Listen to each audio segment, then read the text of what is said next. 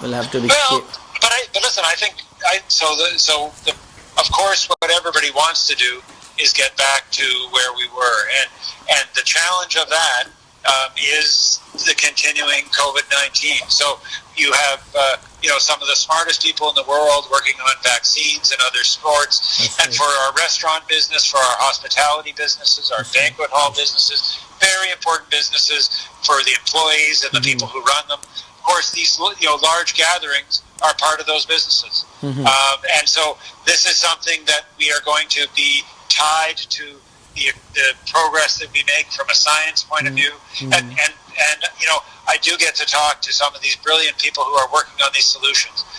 But what we've done in the meantime is make sure that we provide supports for our restaurant business. For example, the ability for them to do things like over-the-counter alcohol sales and other things to support. Our municipalities have done some great work to be able to let them expand patios, which are going to be extended into the fall. And now we know that the businesses are able to have people come back inside the restaurants, and we want to make sure we can continue to do that in a safe way. So again, lots of work to do. We'll be doing it together. We'll be working with the federal and local governments on that path to recovery. That's right. So, okay, so a little bit...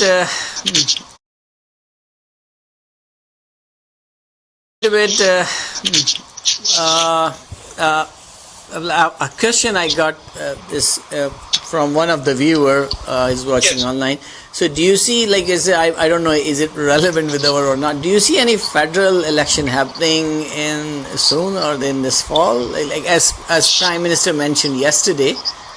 So listen, if you listen to what everybody is saying, and I always start with that, I think I have heard certainly all the national parties say that they don't want an election. All right. I don't know about you and what you're hearing from your listeners, but I haven't heard anybody say, I'd like an election.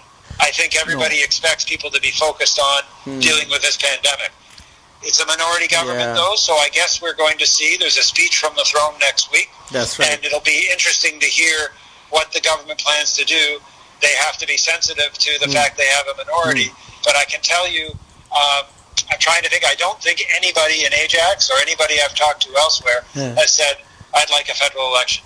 So I imagine that whether it's the Prime Minister or the opposition leader, they're listening to that.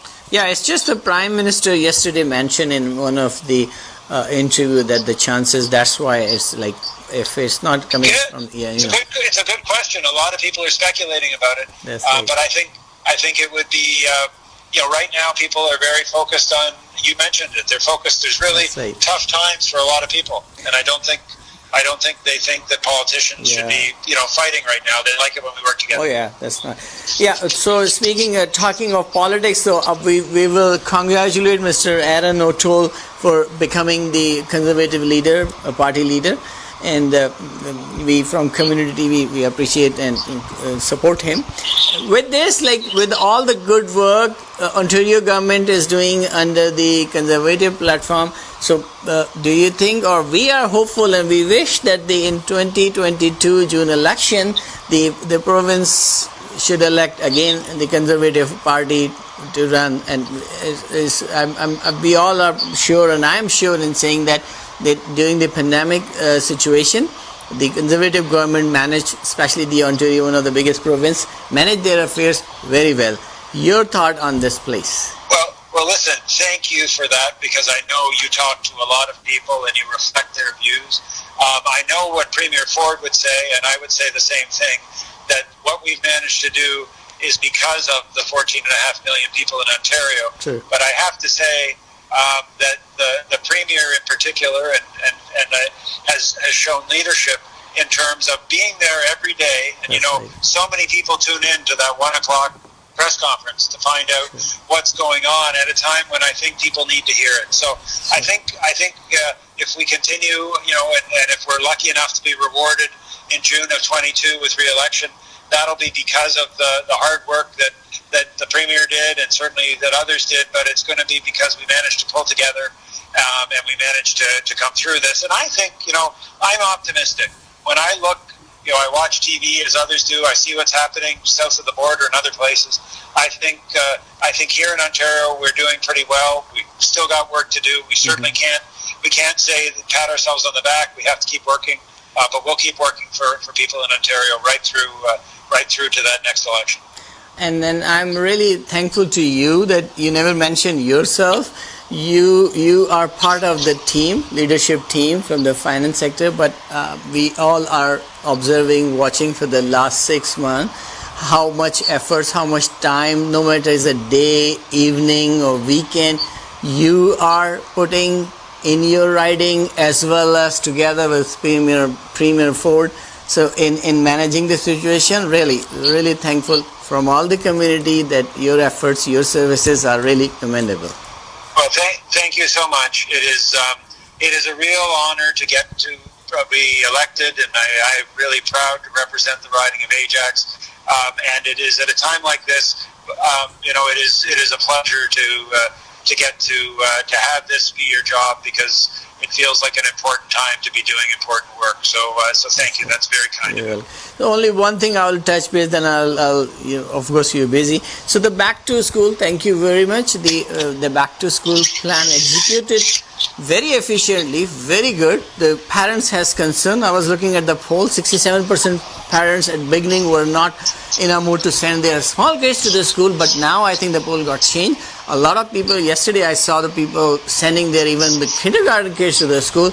So what you have to say about just motivating or yeah. Again, I want to thank everybody, the parents, the teachers, the principals, the school board officials. This is something that is unprecedented and literally has never had to be done in the history of our country. We put a plan in place under the leadership of Stephen Lecce, our education minister, $1.3 billion to put in layers of protection, do the things that need to be done. But at the end of the day, I absolutely understand why parents still remain concerned every day. It's their children. This is so we will do absolutely what's required. But I do want to thank. I know there are sometimes some disagreements in public, and people hear those disagreements. But it's the teachers and the principals and the school board officials.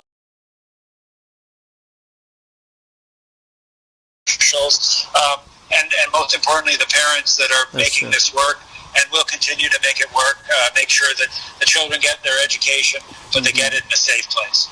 About the size of the classes, our concern is not, of course, the pandemic, but the quality of education.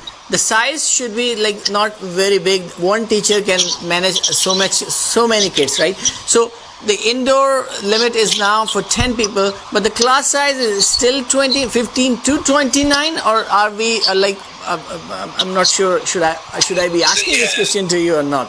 Yeah, so the social gathering limit is different than the limits we have, for instance, in restaurants or in other places where we can have more people congregate, and similarly in schools. But in our schools, we've put in layers of protection, whether it's the 645 public health nurses, the masks that Ontario is requiring that aren't required elsewhere and are being provided, whether it's the cleaning of the school buses to make sure, but beginning and end of the day, that those are cleansed. So we've put layers of protection in, and I guess most importantly, relied on our chief medical officer and the health professionals to tell us how to do it right. But we also got some great advice from educators and others to make sure that we can do this in a safe way. Now, of course, what's happening is there are as well parents and children who've made the decision to remain at home. So there are a percentage, and it varies from location to location, of students that are studying from home, which has the effect as well of putting less wear and tear in terms of the volume of children that are going to have to be in the schools. So again, we're putting all the resources necessary, being focused on keeping the kids safe, and making sure that parents know. Again, as I said at the beginning, and I said back in May, there are going to be outbreaks. We are in a pandemic. We're going to manage them, and we need to make sure that parents know when something like that has happened, so that they can take the steps necessary. So, for the benefit of the common man, as you are working on the provincial budget from the finance side, and that's the most important thing you're doing. So, are you going to put some measures like do not increase the commercial rent or residential rent for next year, just to give a little bit relief to the people?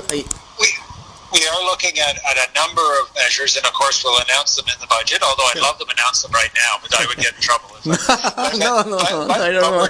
We're doing the work. We're doing the work to find out from the individuals affected, and so we've had extensive consultations. We had a committee of not just the Conservative, but all the members. Called the Standing Committee on Economics and Finance, which held a record amount of hearings, listening to business owners and others.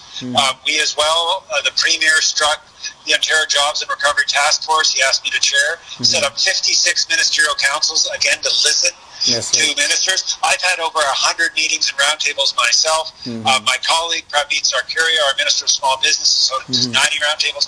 All of that is to get in the best ideas. And of course, then we can pick those ideas to help businesses, to help individuals, to make sure that we're making a support. And of course, we can't do it alone.